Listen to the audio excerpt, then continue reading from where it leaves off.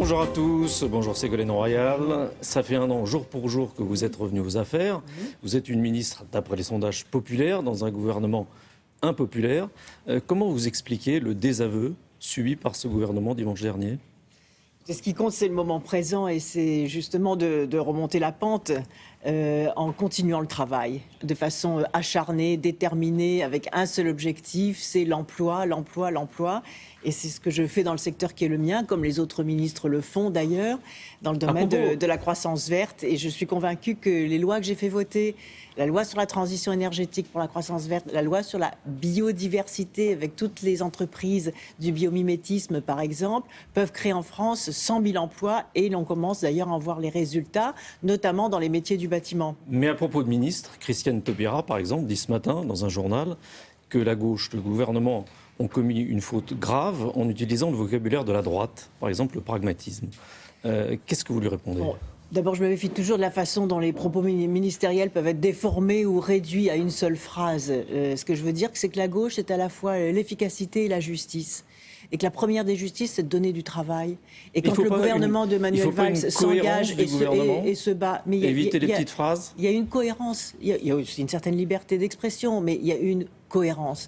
Cette cohérence dans ce gouvernement, c'est de mobiliser toutes nos énergies, de mobiliser les territoires, de mobiliser les forces vives, de mobiliser les entreprises pour donner du travail et pour redresser le pays. Et d'ailleurs, même s'ils sont encore ténus, les premiers résultats sont là. Et moi, ce que je peux dire aux entreprises, notamment celles de tout le secteur, de l'énergie, de la croissance verte, du bâtiment, notamment de l'efficacité énergétique du bâtiment dont j'ai la charge, c'est de leur dire investissez maintenant parce que la reprise est là. Et si la reprise vient sans que les investissements n'aient lieu, vous allez le regretter. Et moi, je sens dans les territoires vraiment une dynamique nouvelle. Et je crois que nous devons encourager cette dynamique en restant unis et en restant attentifs au travail que nous faisons. Mais quand Arnaud Montebourg, par exemple, dit que le gouvernement va dans le mur, quand Aurélie Filippetti dit...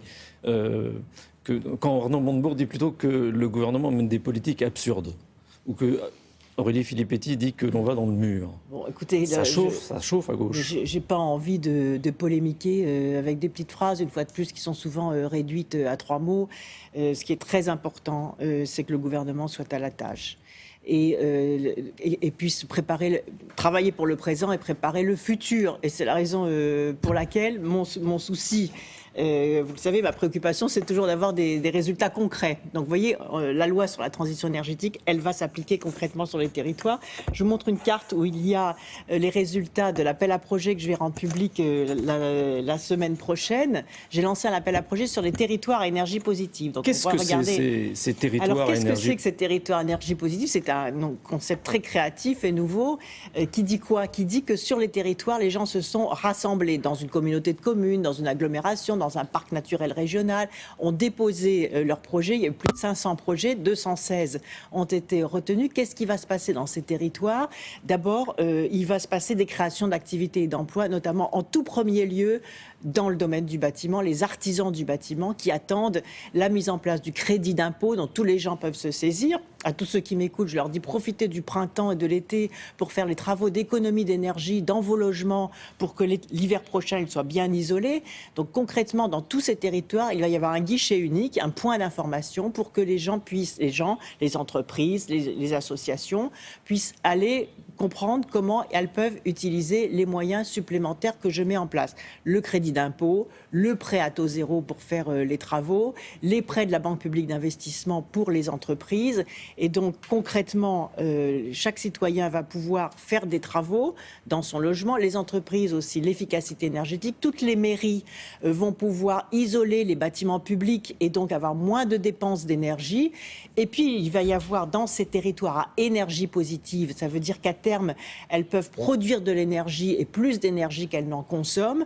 Il va y avoir des investissements dans les énergies renouvelables et dans ce qu'on appelle l'économie circulaire pour que les déchets des uns deviennent les matières premières des autres et qu'on lutte contre le gaspillage. Très concrètement, par exemple, les citoyens vont pouvoir échanger leurs ampoules électriques pour des ampoules à basse consommation, des ampoules LED, gratuitement dans un premier temps. Il y aura 3 ampoules par famille dans un premier temps. temps, pour inciter ensuite aux économies d'énergie, il va y avoir un déploiement des bornes électriques pour les voitures électriques, puisque je vous le rappelle qu'à partir d'aujourd'hui, le bonus de 10 000 € pour abandonner sa vieille voiture diesel et acheter une voiture électrique ou une voiture hybride rechargeable est mise en place. Il faut en bénéficier. Ça va ne durer qu'1 an, le temps de monter en puissance sur les véhicules propres.